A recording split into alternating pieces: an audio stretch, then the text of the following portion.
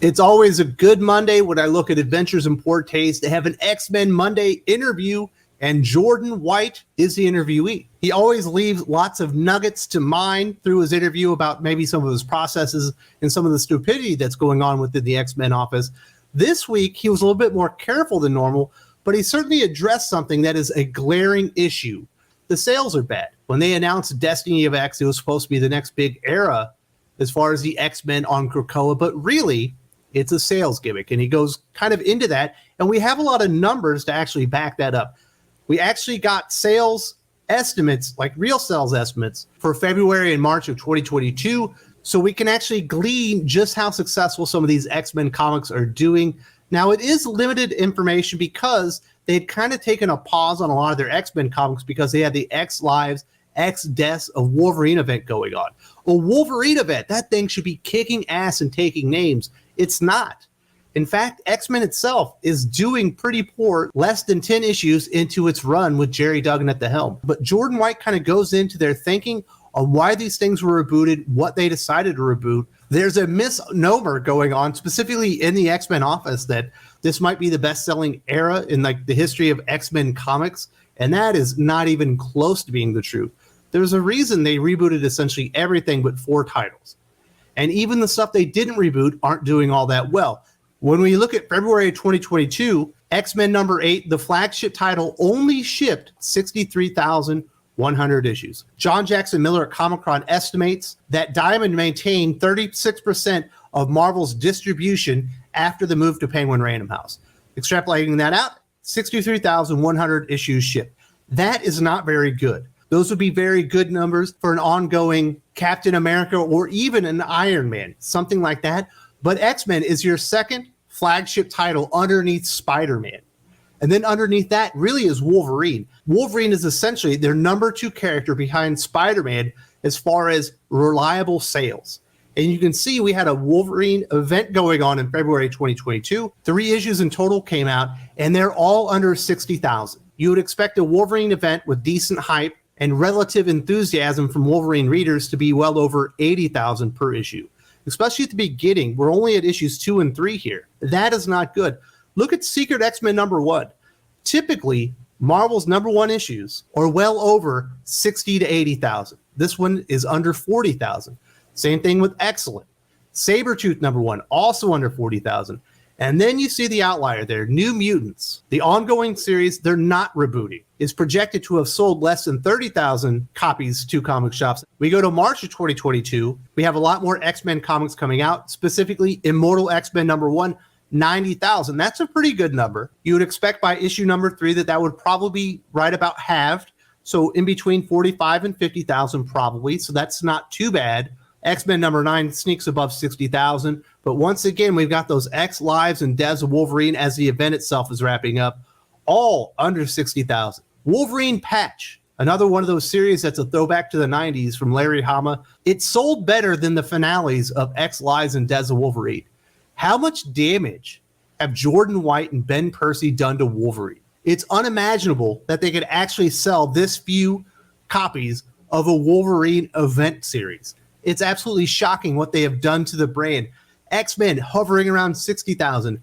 Wolverine event well under 60,000. Jordan White hasn't made a lot of good decisions as the man in charge of the X-Men. He's driven away Jonathan Hickman and his vision of what X-Men are, and he's replaced him as the architect with a bunch of essentially buffoons. You would expect a normal ongoing X-Men title be up around 80 or 90,000, just like they were under Jonathan Hickman, even when it wasn't Jonathan Hickman's best work. Jerry Duggan doesn't have the name cachet or the chops to really execute at a high level a successful X-Men series. He can do a very middling or unsuccessful X-Men series, which is essentially what we're getting. And then Ben Percy, he had a hot start on Wolverine and X-Force, but he kind of lost the plot, within 6 or 7 months on there. I'm shocked that he's still writing both series.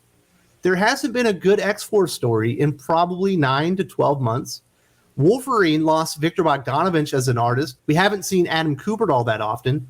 And quite frankly, the stories have sucked. There's no enthusiasm. There's no trust for the X-Men brand under Jordan White. He did talk about why they rebooted and what Destiny of X is all about. I'll give you the question and I'll give you some of his answers to it. How have you decided which books would relaunch as new titles and which would continue with the same numbering? This is what Jordan White said. There are a lot of factors involved. Obviously, I won't beat around the bush completely and say sales are not a factor. Sales are a factor for sure. We look at what books are already selling strongly and what books could use a shot in the arm from a new number one. That said, I think we did a nice job of when those things happen. There is real story-driven impact on it. We're not trying to do anything where it's like, oh, it's the same book. It's just got a new number one on it. I completely disagree on that one, and I'll talk about some of the examples here in a couple of seconds because he goes in more detail.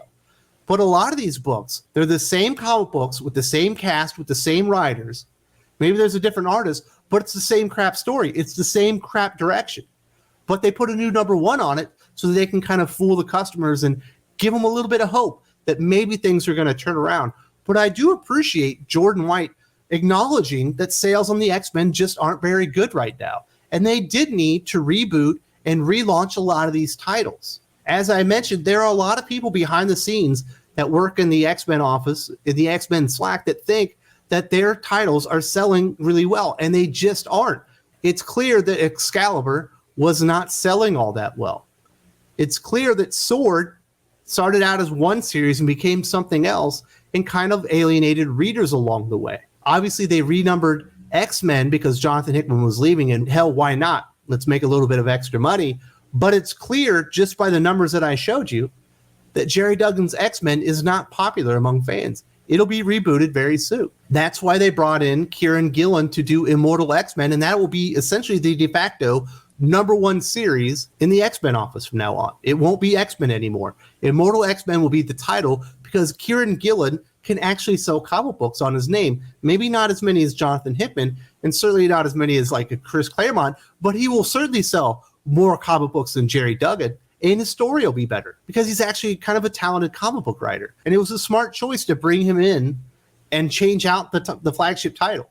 Jerry Duggan on X-Men wasn't going to cut it.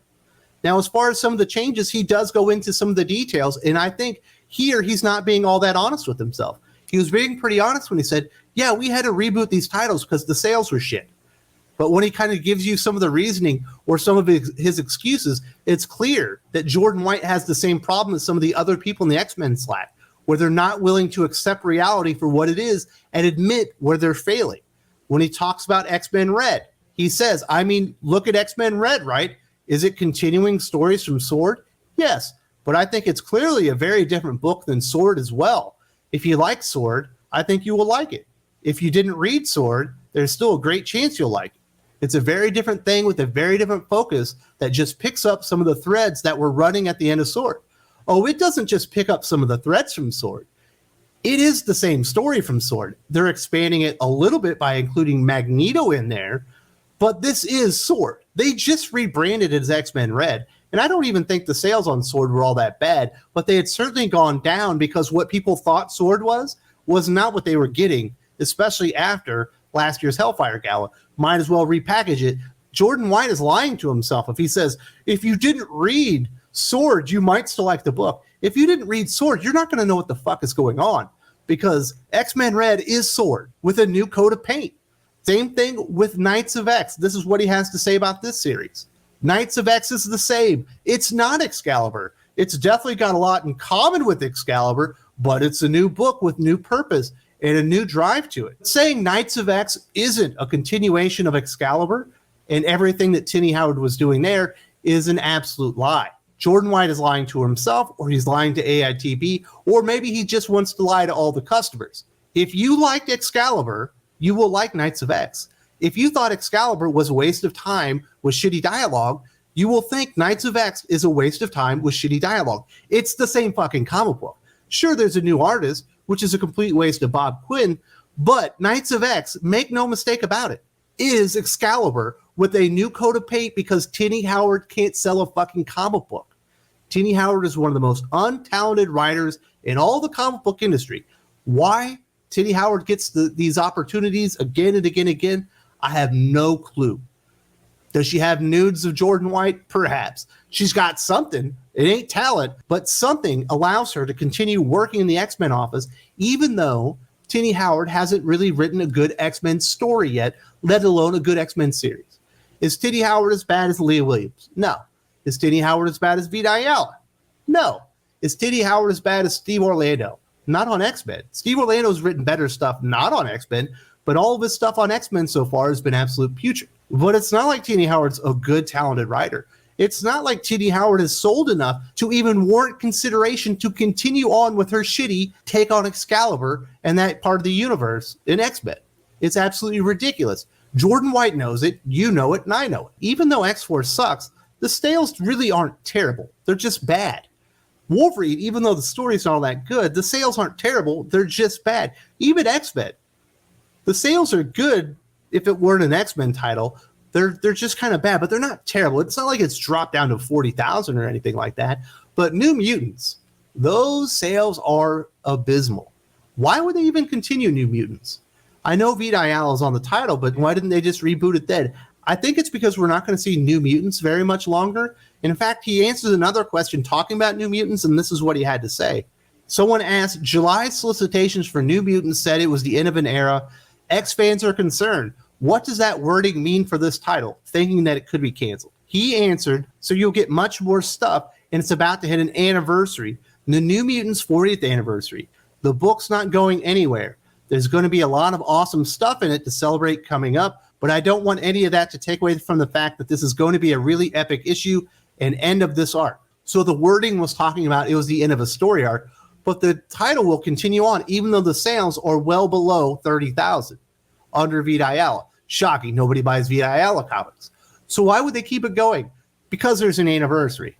There's going to be a 40th anniversary. They're going to celebrate it. They're going to throw an $8 cover price on it, probably put some good writers on it, maybe throw some Rob Liefeld on there, maybe a Liefeld cover, sell 70 or 80,000 of the issue because it's a milestone, and then they'll cancel it. There's no other reason that this one would continue going on because every other title that had shitty sales like that was rebooted. So there you have it, folks. Jordan White finally admits the truth. Sales are atrocious on his X-Men line. There is terrible direction, and he has an office full of terrible comic book writers that people don't want to read their stories. People don't want to read Jerry Duggan's X-Men. People don't want to read Ben Percy's Wolverine. They don't want to read his X-Force, and they certainly don't want to read any of the titles by the very untalented creators of the pool. But he wasn't 100% honest because he couldn't even admit that Knights of X is fucking Excalibur with a new name, that X-Men Red is Sword with a new name, because he's always spitting. But one day it's all going to catch up to him because you can only be a dumbass for so long before people call you out on your shit and they're like, you know what? You produced negative results. X-Men should be better. Wolverine should be better. We had a Wolverine event that you couldn't fucking sell.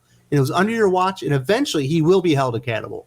Unfortunately, that will not be anytime soon, probably within the next, I would say, 12 to 18 months. I don't think he's got that much longer to be in charge of the X-Men. You can only fail for so long before common sense kind of settles in and somebody with an ounce of spine on him makes a decision that Jordan White can only fail for so long before he's held accountable. If you need more proof that Jordan White is an imbecile and shouldn't be in charge, I give you this. They're actually redoing Hellfire Gala. They are changing it a little bit, but we are getting Hellfire Gala 2022. In the sliding timeline, this means that it came out about 3 weeks after the very first one. Absolutely ridiculous that they're going back down to this well. Only an incompetent buffoon would greenlight Hellfire Gala, the sequel.